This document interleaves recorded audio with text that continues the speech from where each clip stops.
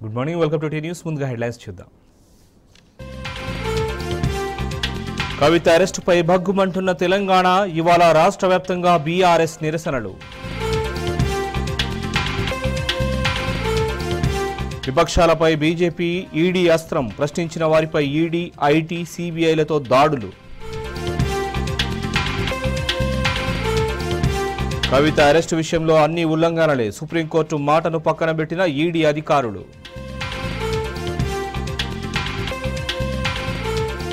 మోదీవి blackmail రాజకీయాలన్న RS Praveen Kumar, కవిత అరెస్టును ఖండించిన అఖిలేష్, ప్రియాంక చతుర్వేది. నేడే Lok Sabha schedule విడుదల, మధ్యాహ్నం 3 గంటలకు ఎన్నికలపై ఈసీ ప్రెస్ మీట్.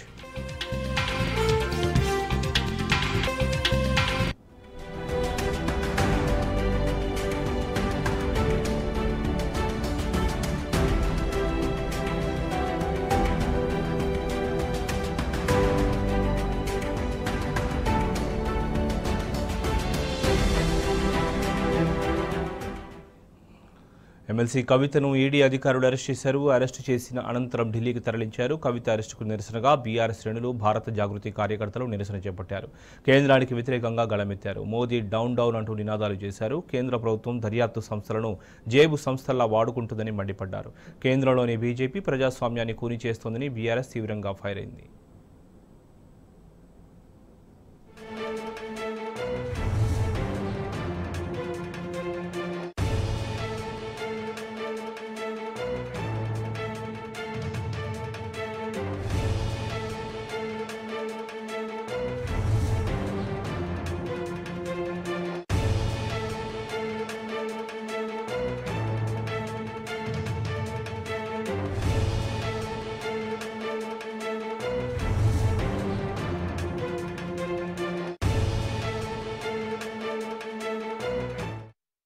కవిత అరెస్ట్ విషయం తెలుసుకున్న వెంటనే BRS working president KTR, MLA Harish రావుతో పాటు పలువురు బీఆర్ఎస్ నేతలు కవిత నివాసం వద్దకు చేరుకున్నారు. కవిత ఇంట్లో సోదాలు నిర్వహించి అరెస్టు చేస్తున్నట్టు ప్రకటించిన ఈడీ అధికారుల తీరుపై కేటీఆర్ తీవ్రంగా మండిపడ్డారు. ట్రాన్సిట్ వారెంట్ లేకుండా అరెస్టు ఎలా చేస్తారని ఆయన ఈడీ అధికారులను నిలదీశారు. కేసు విచారణలో ఉన్నందున అరెస్ట్ చేయబోమని సుప్రీంకోర్టుకు మాట ఇచ్చిన మీరు ఇప్పుడు ఎలా ఆ మాట తప్పుతారని ప్రశ్నించారు.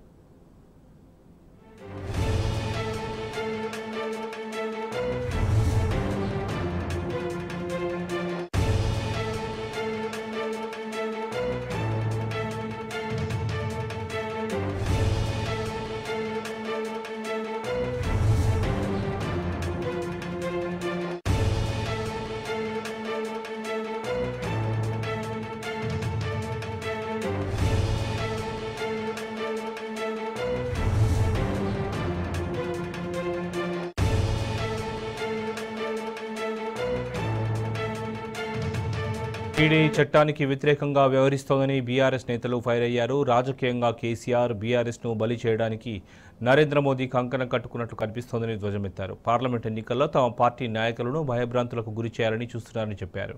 ఎట్టి పరిస్థితుల్లో ఇలాంటి పిట్ట బెదిరింపులకు భయపడే ప్రసక్తి లేదని బీఆర్ఎస్ నేతలు స్పష్టం చేశారు.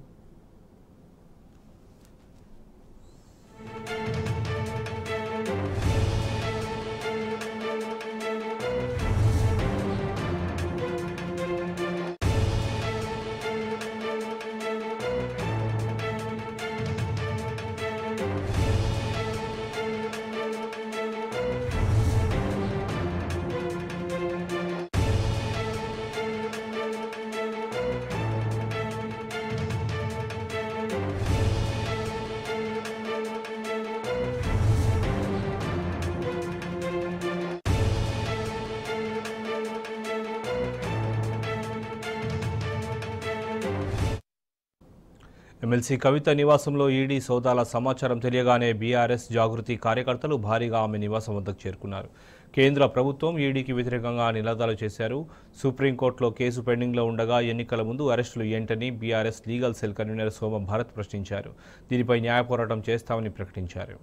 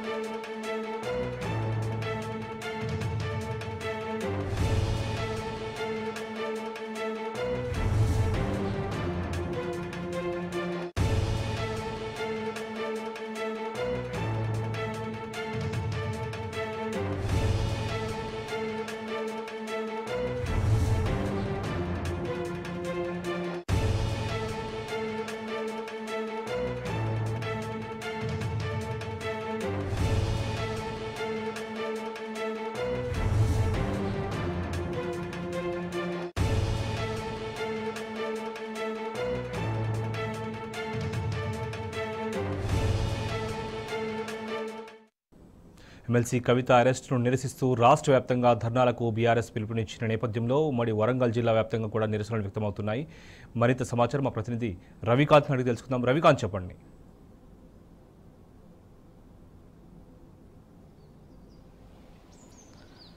శోభన్ ఎమ్మెల్సీ కవిత గారిని ఎన్ఫోర్స్మెంట్ డైరెక్టరేట్ సంబంధించిన అధికారులు అరెస్ట్ చేయడం పట్ల ఉమ్మడి వరంగల్ జిల్లా వ్యాప్తంగా నిరసనలు బగ్గుమనే పరిస్థితి మనకు కనిపిస్తూ ఉంది. ఉదయం నుంచే నిరసనలు మనకు లేవనెత్తుతున్న సందర్భం మనకు కనిపిస్తూ ఉంది. 10 గంటల వరకు అయితే అన్ని నియోజకవర్గాలకు సంబంధించి కూడా నాయకులంతా అక్కడికి చేరుకొని ఆయా జంక్షన్లకు ఆయా చౌరస్తాలకు చేరుకొని పెద్ద ఎత్తున నిరసనలు తెలుపనున్నారు. ముఖ్యంగా మనం చూసినట్టయితే నిన్న జరిగినటువంటి అరెస్టు అక్రమ అరెస్టుగా భావిస్తున్న నేపథ్యాన్ని మనం చూస్తూ ఉన్నాం. ఒక ఏడాది పాటు ఈ అంశాన్ని కొనసాగిస్తూ నిన్న అరెస్ట్ చేయడం, ఎలక్షన్ షెడ్యూల్ వచ్చే నేపథ్యంలో అరెస్ట్ చేయడం పట్ల కూడా ఇక్కడ ఉన్నటువంటి వరంగల్ సంబంధించినటువంటి ప్రజానికం కావచ్చు, ప్రజాస్వామిక వాదులంతా కూడా బగ్గుమంటున్న నేపథ్యం, మండిపడుతూ ఉన్న నేపథ్యం కనిపిస్తుంది. మనతో పాటు సుందర యాదవ్ గారు ఉన్నారు, కూడా మాజీ చైర్మన్గా ఉన్నటువంటి పరిస్థితి మనతో పాటు ఉన్నారు. వాళ్ళ సార్ చెప్పండి, వాళ్ళ కవిత గారి అరెస్ట్ను ఎట్లా చూస్తున్నారు? వరంగల్ ప్రజలుగా ఎట్లా చూస్తున్నారు? పార్టీ నాయకులుగా ఎట్లా చూస్తున్నారు? ప్రజలందరికీ తెలిసిపోయింది, ఈ భారతదేశంలో ఈడీ అనడం అనే ఆర్గనైజేషన్ బీజేపీ చెప్పు చేతుల్లో నడుస్తుంది. వాళ్ళు ఎప్పుడు అనుకుంటే అప్పుడు ఎలక్షన్కు ఎలా తోడ్పాటు సపోర్ట్ కావాలంటే నోటీసులు అంటే నోటీసులు ఇస్తారు, అరెస్టులు అంటే అరెస్టులు ఇస్తారు. ఒక హైప్ క్రియేట్ చేయడానికి, ఒక మైలేజ్ తీసుకోవడానికి, ఎలక్షన్ మైలేజ్ తీసుకోవడానికి. నాకు తెలిసి భారతదేశంలో గత ప్రభుత్వాలు ఎప్పుడు ఎవరు వాడుకోనంత ఈ 10 ఏళ్ళలో బీజేపీ అపోజిషన్ లీడర్ల గురించే ఇవాళ ఈడీ వ్యవస్థను వాడుకుంటారు. సిబిఐని, ఈడీ వ్యవస్థను మొత్తం మనందరికీ తెలుసు. నిన్నే ఇవాళ నోటిఫికేషన్ వస్తుందని, ప్రెస్ నోట్ రావడం అనేది ఒక ఇన్ఫర్మేషన్ వస్తుందని తెలుసుడుతోనే హుటాహుటిన రావడం, సర్చ్ అనడం, ముందు సర్చ్ అని చెప్పడం, దాని తర్వాత ఈవినింగ్ రావడుతున్న అరెస్ట్ అనడం. ఇదంతా ఇప్పుడు అరెస్ట్ చేసే వాళ్ళు అంటే వాళ్ళు అన్ని ఫ్లైట్ టికెట్స్ అన్ని తీసుకునే వచ్చారు కదా. అదేదో మధ్యాహ్నం చెప్పుడెప్పుడే మేము అరెస్ట్ చేయడానికే వచ్చామని చెప్పండి. దాపరికాలు ఎందుకు? మీరు ఏదో చేయాలి అనుకుంటే ఫెయిర్గా చేయొచ్చు కదా. మీరు న్యాయపరంగా చేస్తున్నారంటే ఇవన్నీ ముసుగుల ఆటలన్నీ చూస్తుంటే ఇది వెనకాల ఉండి అమిత్ షా ఆపరేట్ చేసినట్టే ఉన్నది. ఇది బీఆర్ఎస్ను దెబ్బ కొట్టాలని, కేసీఆర్ గారిని దెబ్బ కొట్టాలని ఇవాళ కవిత గారి మీద ఇవాళ అరెస్ట్ చేయడం అనేది దారుణం. ఒక మహిళను అంత చేయడం అవసరం ఏమన్నది? నీకు అదే కదా ఫస్ట్ పెట్టింది ఏంటి? ఒక విట్నెస్గా పెట్టారు, ఇంటర్వ్యూ చేశారు. మళ్ళీ దాని తర్వాత ముద్దాయి అంటున్నారు. ఏదేమన్నా కానీ you have to be more transparent. ప్రజలు నమ్ముతారు బాస్. నువ్వు అదేదో చేయాలనుకుంటే ముందే చేయొచ్చు కదా. ఇవాళ రేపు నోటిఫికేషన్ వస్తుంది, ఈ ఎలక్షన్ స్టంట్గా వాడుకుంటున్నారు, ఎలక్షన్ పర్పసే వాడుకుంటున్నారు. కానీ ప్రజలు బాగా గమనిస్తున్నారు. మీరు ఏదో హీరో అనుకుంటారు కానీ అట్టల్ ఫ్లాప్గా జీరో అయి కూర్చుంటారు. ఇక్కడ తెలంగాణలో మాత్రం, తెలంగాణలో కవిత గారికి అంటే ఒక గౌరవం ఉంది, తనకంటే ఒక ఇండివిజువల్ ఇమేజ్ ఉంది. ఆ వ్యక్తిని పట్టుకొని మీరు అంత దారుణంగా చేస్తుంటే ఏ ప్రజలు ఊకోరు. ఇవాళ పెద్ద ఎత్తున యావత్ తెలంగాణలో నిరసనలు తెలియజేస్తాం. ఎందుకంటే ఎక్కడో ఒక వాయిస్ లేపాలి కదా. మీరు ఇష్టం వచ్చినట్టు చేస్తున్నాడు. ప్రతి రాష్ట్రంలో ఇదే పని కదా. మీరు పాలించే రాష్ట్రాలలో ఈ ఈడీ పని చేస్తుందా?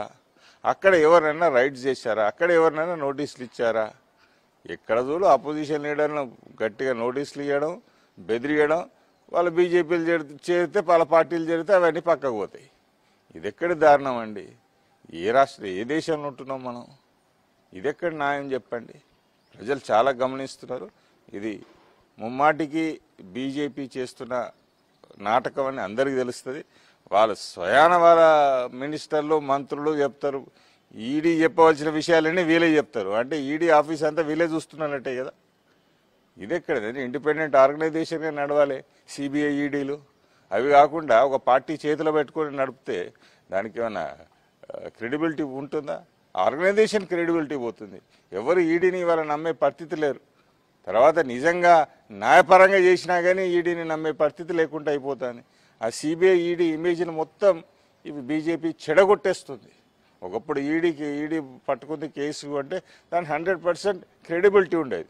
ఇవాళ ఏంటండి ఈడీ ఆటలు ఆడిస్తుంది. అమిత్ షా ఈడీ చెప్తే అటు నోటీసులు ఇవ్వండి, నోటీసులు ఇస్తారు, అరెస్ట్ చేయమంటే అరెస్ట్ చేస్తారు. వాళ్ళకు ఎలక్షన్కి ఎట్లా వాడుకోవాలనుకుంటే అట్లా వాడుకుంటున్నారు. ఇది ఎక్కడ న్యాయం చెప్పండి? ప్రజలందరూ గమనిస్తారు. ఈ ఒక్క తెలంగాణ రాష్ట్రం కాదు, భారతదేశం యావత్తు భారతదేశం అందరూ చూస్తున్నారు. ఇది ఇలాంటిది సహించరు. తెలంగాణ మాత్రం ఎట్టి పట్ల సహించరు.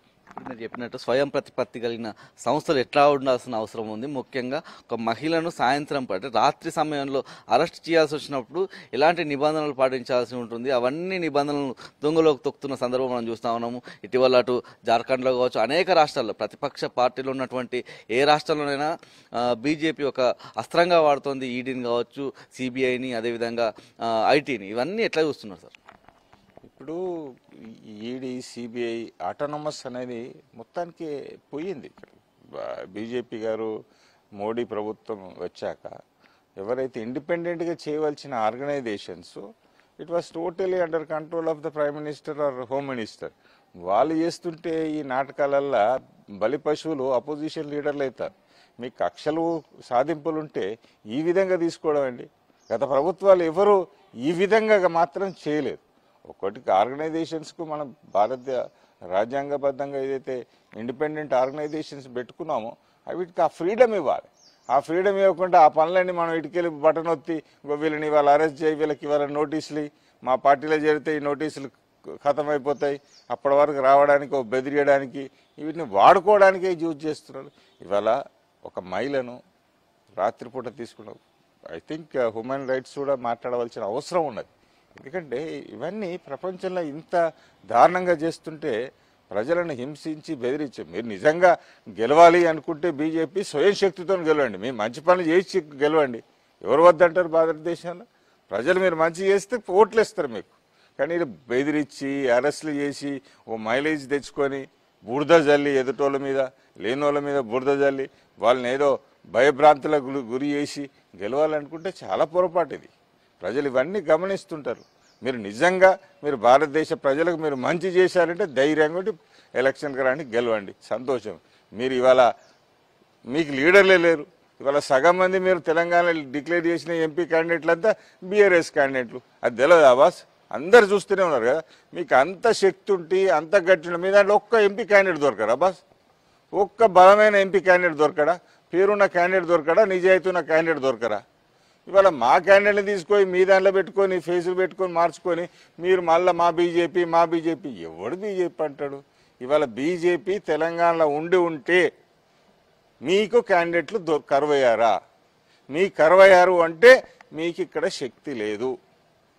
బీఆర్ఎస్ శక్తినే మీ శక్తి అనుకొని ఇవాళ నడుపుకోవాలనుకుంటోళ్ళు, గెలవాలనుకుంటోళ్ళు మీరు పెద్ద పెద్ద మాటలు మాట్లాడితే నవ్వొస్తుంది. ఇవాళ ప్రైమ్ మినిస్టర్ ఇన్నిసార్లు రావడం అయింది. ఏం వరాలు ఇచ్చారు చెప్పండి? తెలంగాణకు వరంగల్లో కోచ్ ఫ్యాక్టరీ రావాలి. నిజంగా ప్రైమ్ మినిస్టర్ వరంగల్కి వచ్చి కోచ్ ఫ్యాక్టరీస్ ఇవ్వకుండా పోయిండు. ఏం మనిషి అండి? ఏం లీడర్? ఇక్కడ ఏం లీడర్లు మాట్లాడుతున్నారు? మీరు మంచి చేయాలనుకుంటే బీజేపీ వచ్చిన స్థానానికి వరాలు జల్లించిపోండి, మీ క్రెడిబిలిటీ వస్తుంది. కానీ ఇచ్చేది ఇయ్యరు. బెదిరించడం, భయపడించడం, మా వాళ్ళని గుంజుకోవడం, ఇదా మీరు చేసేది? ఇదా మీ బీజేపీ చేసేది? అరే మీ శక్తిని పెంచుకోండి. మీరు చేసిన మంచి పనులతోనే మీకు క్రెడిబిలిటీ వస్తుంది, పబ్లిక్లో ఇమేజ్ వస్తుంది. దానివల్ల మీరు గెలవడానికి అవకాశం వస్తుంది. చూడట్లేదా మీ లిస్టులో మొత్తం మా పేర్లేనే? ఇవాళ బీజేపీలో ఉన్న వాళ్ళంతా బీఆర్ఎస్ వాళ్ళనే. మేము తయారు చేసిన ప్రోడక్ట్ను మీరు తీసుకుంటున్నారు అంతే.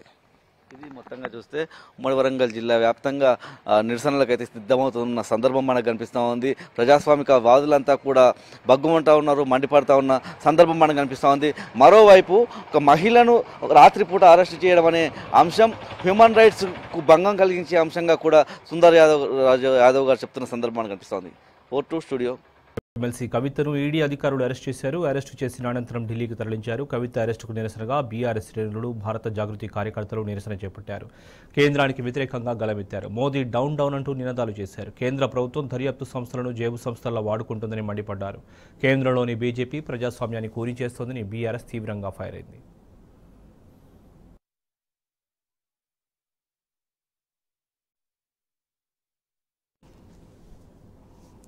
కవిత అరెస్టుపై భగ్గుమంటుంది తెలంగాణ. ఇవాళ రాష్ట్ర వ్యాప్తంగా బీఆర్ఎస్ శ్రేణులు ధర్నాలు, నిరసనలకు పిలుపునిచ్చారు. దీనిపై పూర్తి సమాచారం మా ప్రతినిధి భాస్కర్ అని తెలుసుకుందాం. భాస్కర్, చెప్పండి. ఎమ్మెల్సీ కవిత అరెస్టు ధర్నాకు పిలుపునిచ్చారు బీఆర్ఎస్ శ్రేణులు. ఈ నేపథ్యంలో నిన్న కక్ష సాధింపు చర్యలో భాగంగా బీజేపీ అవలంబిస్తున్నటువంటి పద్ధతిలో భాగంగా ఎమ్మెల్సీ కవిత తమ నివాసానికి వచ్చినటువంటి ప్రత్యేక అధికారుల బృందం ఆమెను అర్ధరాత్రి అరెస్ట్ చేసి ఢిల్లీకి తరలించారు. ఇవాళ వైద్య పరీక్షల అనంతరం రేస్ రెవెన్యూ కోర్టు ముందు హాజరుపరిచే అవకాశం కనిపిస్తోంది. 4:30 గంటల ప్రాంతంలో నిన్న ఈడీ కార్యాలయానికి తరలించారు తెల్లవారుజామున. ఇవాళ దీన్ని పూర్తిగా అప్రజాస్వామికంగా ఆమె అరెస్టును ఖండిస్తూ బీఆర్ఎస్ శ్రేణులు రాష్ట్ర వ్యాప్తంగా బంద్కు పిలుపునిచ్చారు. ఓవైపు సుప్రీంకోర్టులో కేసు పెండింగ్ లో ఉండగా ఎట్లాంటి ట్రాన్స్జెండర్ నోటీస్ ఇవ్వకుండా ఆమె అరెస్ట్ చేయడాన్ని ఇప్పటికే బీఆర్ఎస్ నాయకులు మాజీ మంత్రులు పూర్తి స్థాయిలో ఖండిస్తున్నటువంటి పరిస్థితి కనిపిస్తోంది. నిన్న మాజీ మంత్రి కేటీఆర్ సైతం ఈడీ అధికారులతో దీనిపైన వాగ్విధానికి దిగారు. తనకు అరెస్టుకు సంబంధించి 5:20 అరెస్టును చూపించారు. కానీ ఇక్కడ కూడా ఆమె కుటుంబ సభ్యులకు నోటీసు కుటుంబ సభ్యులకు సమాచారం ఇచ్చి లోపలికి ఎవరిని అలో చేయకపోవడం పట్ల మాత్రం పూర్తి స్థాయిలో దీన్ని తీవ్రంగా ఖండించారు. ఈడీ అధికారులతో వాగ్వాదం సైతం దిగారు ఆయన. ఈ నేపథ్యంలో ఇవాళ కవిత అరెస్టుకు సంబంధించి పూర్తి స్థాయిలో బీఆర్ఎస్ పార్టీ నాయకులు బీఆర్ఎస్ శ్రేణులు ఇది అప్రజాస్వామికం అన్యాయం అంటూ దీనికి సంబంధించి రాష్ట్ర వ్యాప్తంగా బంద్కు పిలుపునిచ్చారు. బంద్లో పూర్తి స్థాయిలో అందరూ పాల్గొనాలని తెలంగాణలో ఉన్నటువంటి 31 జిల్లాల్లో పూర్తి స్థాయిలో బంద్ విజయవంతం చేయాలని పిలుపునిచ్చినటువంటి పరిస్థితి. శుభం. Right Bhaskar, thank you.